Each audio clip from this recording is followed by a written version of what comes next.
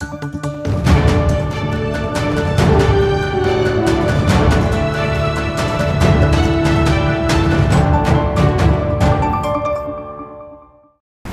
વિજય દિવસ ઉપલક્ષમાં રાષ્ટ્રીય જનક્રાંતિ પાર્ટી દ્વારા શહીદોના પરિવાર તેમજ પૂર્વ સૈનિકોના સન્માનનો કાર્યક્રમ યોજવામાં આવ્યો હતો। 26 જુલાઈ 1999માં ભારતીય સેનાએ કારગિલની 18,000 ફૂટની ઊંચાઈએ 2 મહિના સુધી જંગ લડી પાકિસ્તાની સેનાના ઘૂસણખોરોને મારી ભગાડ્યા હતા। આ કારગિલ યુદ્ધની શરૂઆત જાણ 3 મે 1999માં જ્યારે પશુપાલકોને પોતાના ભેડ બકરીઓ ચરાવવા માટે ગયા ત્યારે થતાં તેમણે આપણી સેનાને આ માહિતી આપી હતી, જેની ગંભીરતાને ધ્યાનમાં રાખીને સેનાની પેટ્રોલિંગ પાર્ટીના જવાનો 5મી મેના રોજ તપાસ કરવા જતા પાકિસ્તાની ઘૂસણખોરી કરનાર સેનાએ તેમને બંદી બનાવી લીધા હતા અને તેમના 5 જવાનોની હત્યા કરી હતી। ત્યારબાદ તેઓએ ઊંચાઈએથી આપણી સેનાના ચોકીઓ પરના શસ્ત્રાગારને નષ્ટ કરતા આખરે ભારતીય સેના દ્વારા ઓપરેશન વિજય 8મી મેથી શરૂ કરવામાં આવ્યું હતું અને 26 જુલાઈએ આપણે વિજય પ્રાપ્ત કર્યો હતો, જેના ઉપલક્ષમાં દર વર્ષે કારગિલ દિવસને વિજય દિવસ તરીકે ઉજવવામાં આવે છે। ત્યારે રાષ્ટ્રીય જનક્રાંતિ પાર્ટી દ્વારા ગુજરાત પ્રદેશ અધ્યક્ષ શ્રી દિલીપસિંહ ગોહિલ બાપુ દ્વારા કારગિલમાં તથા બોર્ડર પર શહીદ થયેલા જવાનોના પરિવારનું શાલ ઓઢાડી સન્માન સ્મૃતિ ચિહ્નો આપી સન્માન કરવામાં આવ્યું હતું। સાથે જ પૂર્વ સૈનિકોનું પણ સન્માન કરવામાં આવ્યું હતું। અત્રે ઉલ્લેખનીય છે કે રાષ્ટ્રીય જનક્રાંતિ પાર્ટીના ગુજરાત પ્રદેશ અધ્યક્ષ દિલીપસિંહ ગોહિલ બાપુ દ્વારા પુલવામા શહીદ થયેલા જવાનોના પરિવારને સન્માનિત કરવામાં આવે છે તથા સેનાના જવાનો પ્રત્યે તેઓને વિશેષ લગાવ હોવાના કારણે તેઓ હંમેશા સેનાના જવાનોને પૂર્વ સૈનિકોને પ્રોત્સાહિત કરતા હોય છે। आदरणीय भाव रखते हैं। पुलवामा शहीद दिन हो या कारगिल विजय दिवस, हर हमेशा उन्होंने हमारे जो वीर जवान हैं उन लोगों को प्रोत्साहित करने का एक कार्यक्रम आयोजन करते हैं और हमेशा करते आए हैं। जो हमारे जवान हैं उनके परिवारों के प्रति भी उनकी सहानुभूति।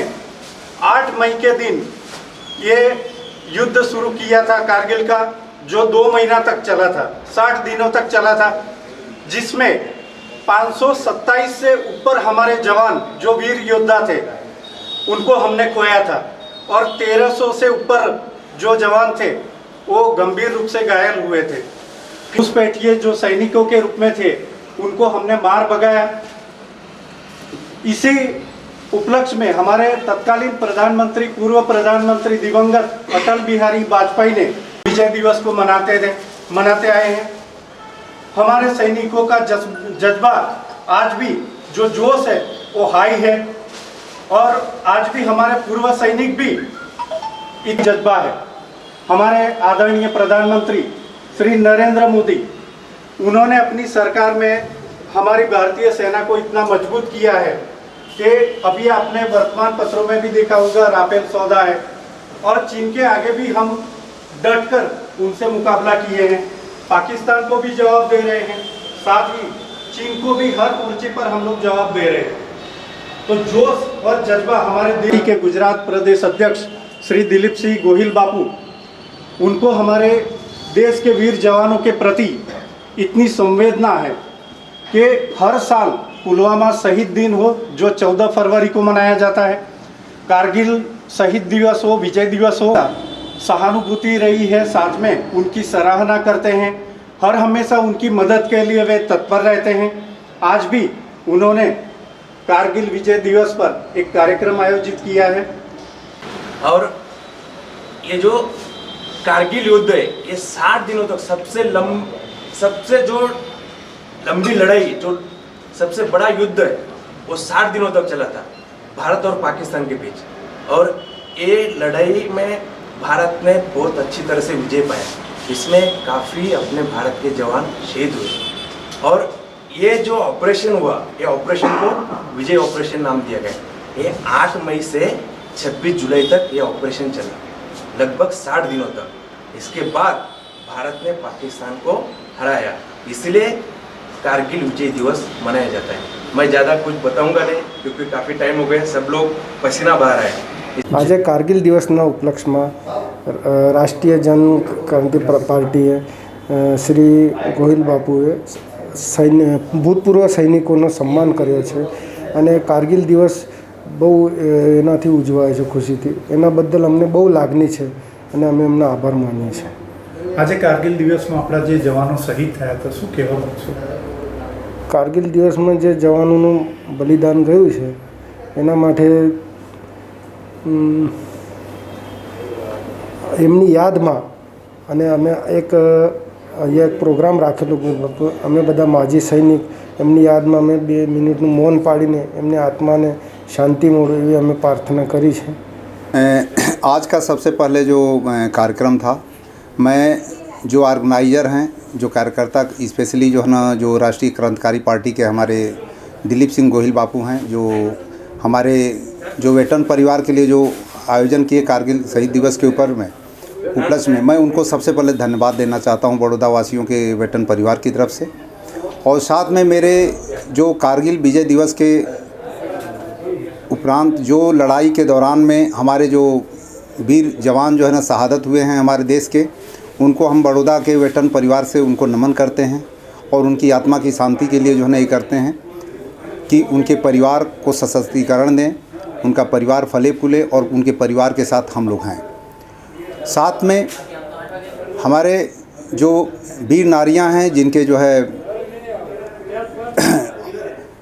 मिस्टर जो है ना वीर सपूत हो गए, अपने जानों की बलिदानी दे करके अपनी देश की रक्षा के लिए अपने प्राणों की न्यौछावर कर दिए, उनके लिए हम लोग जो है ना बिल्कुल प्रतिबद्ध हैं, हमेशा उनके परिवार के साथ हैं, उनकी दुख तकलीफ़ हमारे साथ है.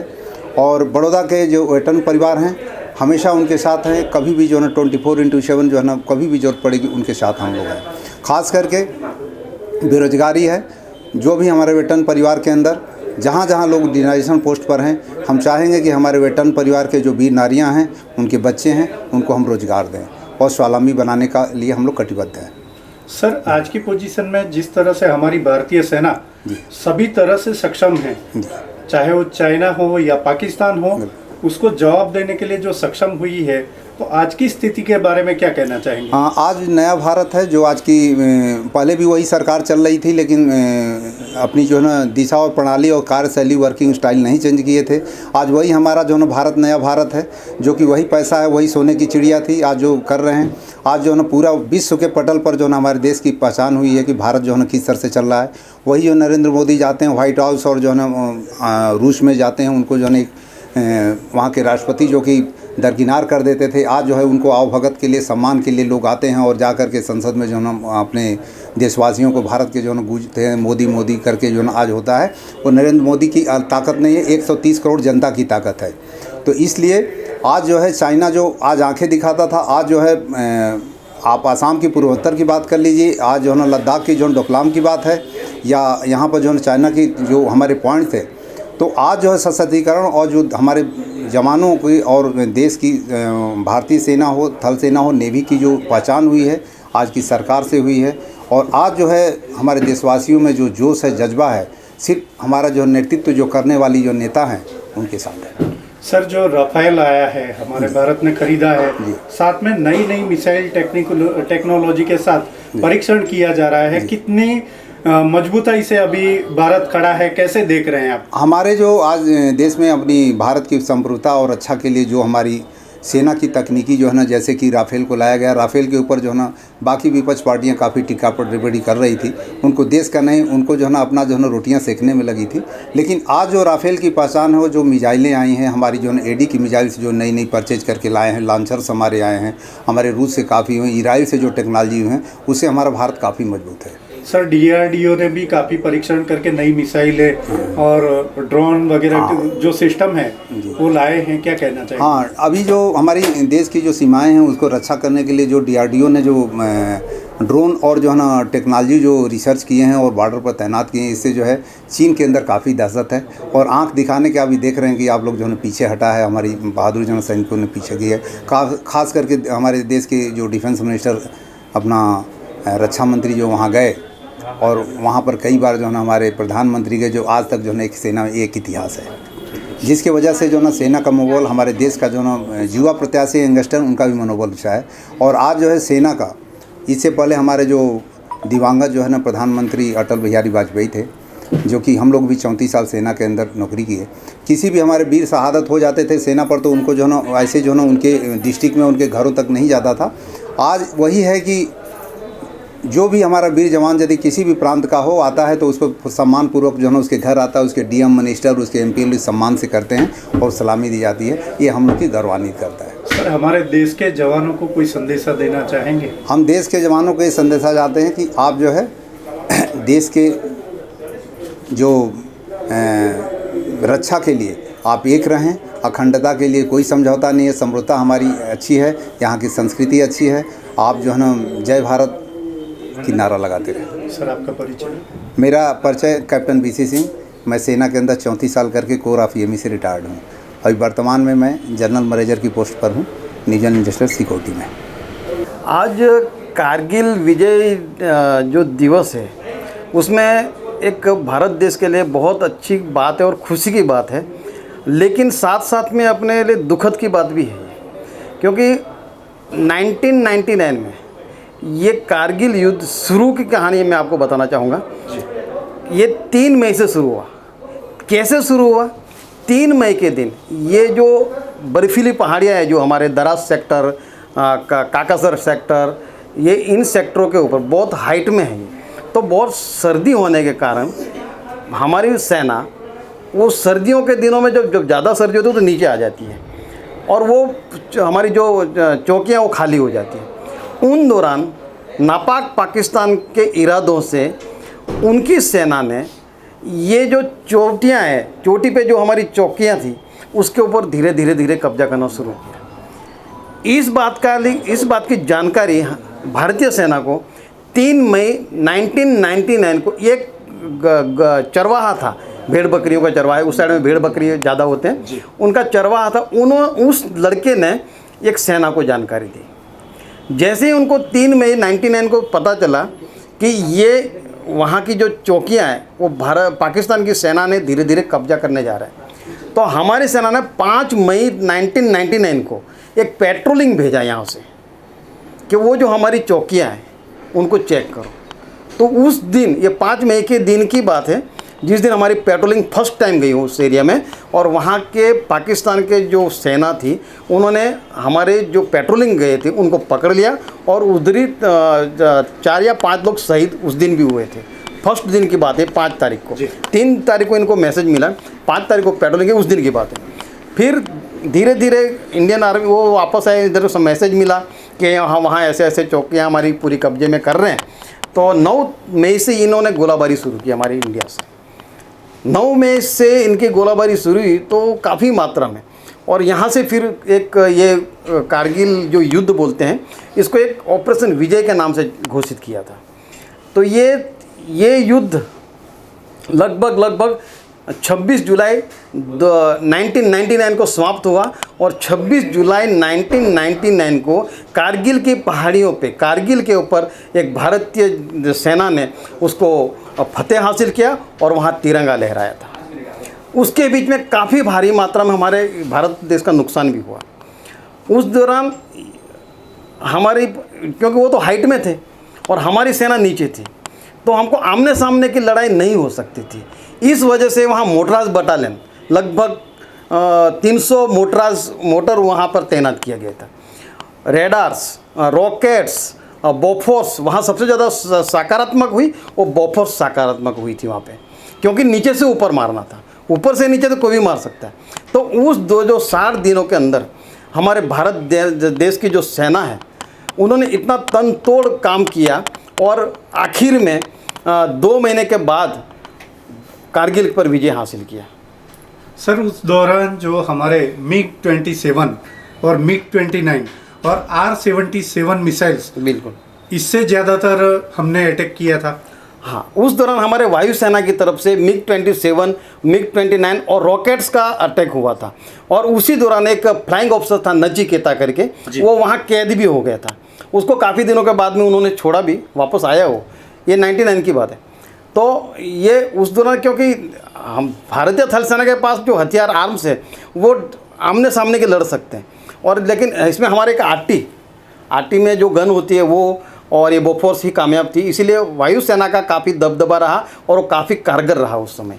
सर, अभी की परिस्थिति में जिस तरह से हमारे पास हथियार हैं, वेपन्स टेक्नोलॉजी के साथ है, किस तरह से अभी देश हमारा खड़ा है, कैसे देख रहे हैं? दिन प्रतिदिन ये 1999 का जो कारगिल युद्ध हुआ जी। उस दौरान और उसके बाद से देश में आम जनता को सेना के प्रति काफ़ी आग लगाव हुआ और काफ़ी भारतीय सेना को सम्मान मिलने लगा, जिससे हमारी कई मात्रा में आर्थिक परिस्थिति का भी देश में बढ़ोतरी हुई। और उसके बाद जब आर्थिक परिस्थिति में देश को मुनाफा हुआ तो केंद्र सरकार ने रक्षा बजट बढ़ाया। जब रक्षा बजट बढ़ाया तो आज के युग के हिसाब से नाना प्रकार की तकनीकी जो होती है उसको कहीं से भी इकट्ठा करके भारत देश अभी डिफेंस गवर्नमेंट को दे रहा है, जिससे हमारी भारतीय सेना और भी मजबूत होती जा रही है। आज के दिन में जो जैसे कि हमने पहले 62 में लड़ाई हुआ, वार हुआ चाइना के साथ, फिर 65 में हुआ, 71 में हुआ, उस दौरान क्या हमारे पास नाइट विजन कुछ भी नहीं था, यानी कि रात में देखने लायक हमारे पास कोई यंत्र ऐसा जो कोई भी हमारे पास इक्विपमेंट नहीं था। अभी आज के दिन में ये तरक्की के ज़माने में तरक्की होते होते भारत देश ने इतनी प्रगति कर ली है कि आज के दिन में रात को देखने के लिए हमारे पास विज़न है। तो इस तरीके से देश में रक्षा बजट बढ़ाता गया और अभी अलग अलग तकनीकी वाले हथियार आ रहे हैं देश के पास, जिससे हमारी सेना की ताकत काफ़ी मात्रा में बढ़ी है और आगे भी बढ़ती रहेगी। सर, अभी हम पाकिस्तान हो या चाइना, किसी भी दुश्मन देश को जो भी चुनौती है उसका सामना कर सकते हैं, लेकिन जो देश के अंदरूनी ताकत है, स्लीपर सेल जिसको कहा जाता है, या देश के अंदर के गद्दार, उनसे निपटने के लिए कैसे तैयार है? देखो, हम भारतीय सेना आज की डेट में पाकिस्तान हो या चाइना हो, किसी के भी सामने लोहा लेने के तैयार है, ये तो कन्फर्म है। इसमें कोई बेशक नहीं होना चाहिए, कोई राय नहीं है इसमें। ये कन्फर्म है कि भारतीय सेना हर किसी के साथ लोहा लेने के तैयार है। जो अंदर की राजनीति है, राजनीति की बात कर रहे हो या आपने जो ये गद्दारी, जो देश के अंदर गद्दार है उससे निपटने के लिए आज की डेट में मोदी जी, हमारा ये जो प्रधानमंत्री है, मोदी सरकार ने काफ़ी मात्रा में ये प्रोग्रेस किया है और आज काफ़ी मात्रा में कम हुआ है। ये कश्मीर की तरफ जो उग्रवाद जो पहले आज देखो तो इंदिरा के ज़माने में या काफ़ी 70 साल से आप देखते आ रहे हो कि वो काफ़ी मात्रा में बढ़ा हुआ था उग्रवाद, लेकिन धीरे धीरे मोदी जी सरकार में जब से आए हैं तो मेरा ये मानना है, मेरा ये दिल बोल रहा है कि वाकई आज की डेट में उग्रवाद काफ़ी मात्रा में कम हुआ है और भी कम होता जाएगा।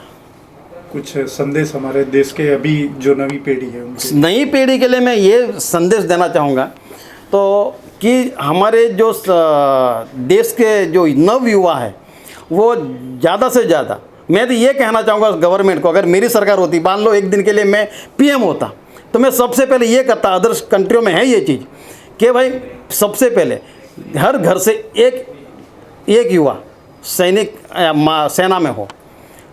आज के राजनेताओं नाम कमाने के लिए बहुत कुछ कर रहे हैं, सेना के नाम से मतदान मत लेने आते हैं, बट उनको भी ये ऑर्डर एक संविधान में लागू कर देना चाहिए कि जिसने भी चुनाव लड़ना है उसके घर से एक इंसान या एक लड़का सेना में, या चाहे वो उसमें वायु नेवी किसी में भी सेना में होना जरूरी है। तो मैं ये चाहता हूँ कि देश में और तरक्की होगी तो हमारे राजनेता भी सेना के प्रति लगाव रखते हैं, मैं नहीं बोल रहा हूँ नहीं रखते हैं, बट और उनका पर इफेक्ट पड़ेगा। आपका परिचय सर? मेरा नाम सूबेदार दिनेश कुमार, रिटायर्ड, मैं आर्मी से रिटायर्ड हूँ और मैं 28 साल सेना में सर्विस किया हूँ और सूबेदार रैंक से रिटायर्ड हुआ। जय हिंद, धन्यवाद।